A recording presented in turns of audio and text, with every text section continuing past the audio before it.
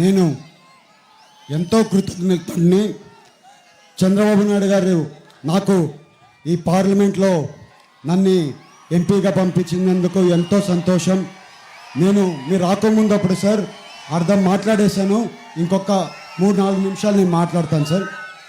ఇవాళ యువత ఉన్నారు, యువత అంతా కూడా ఇక్కడ చాలా ఉన్నారు. యువత మీ అందరికి కూడా ఉద్యోగాలు ఇచ్చే కార్యక్రమం మేము తీసుకుంటామని మీ అందరికీ తెలుపుకున్నాం.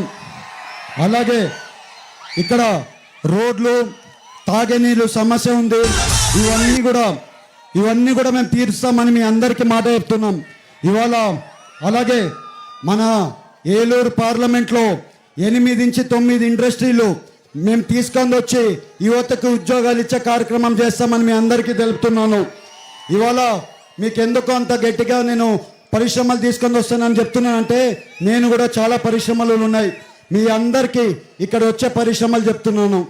నేను సార్ ఇక్కడే ఉన్నారు, గ్రీన్ కంపెనీ అని నెదర్లాండ్ కంపెనీతో మాట్లాడడం జరిగింది.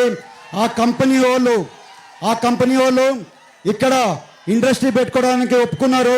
మన ఉంగటూరు దగ్గర ఇండస్ట్రీ పెట్టి మీకు 2800 ఉద్యోగాలు ఇచ్చే కార్యక్రమం వచ్చే 3 నెలల్లోనే చేస్తాం. నేను అలాగే సార్ వచ్చి ఫస్ట్ ఫౌండేషన్ ఆ ఫ్యాక్టరీ చేస్తామని మీ అందరికీ మాట చెప్తున్నా. అలాగే ఇవాళ ఎన్నో సమస్యలు ఉన్నాయి. రైతులకి గిట్టుబాటు ధర రావట్లేదు.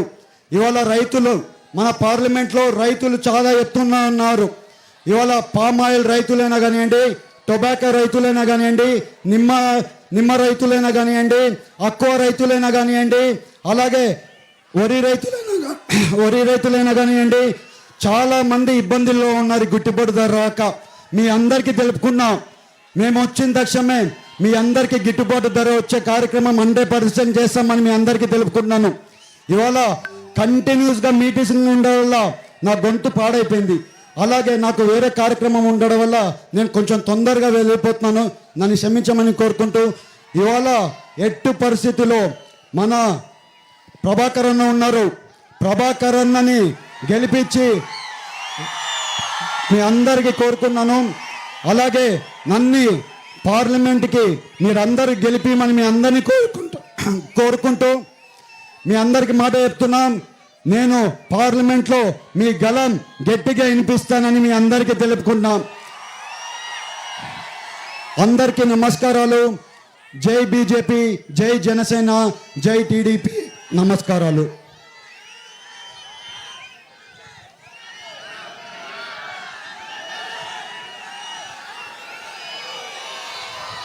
ఎన్నికలు జరుగుతున్న వేళ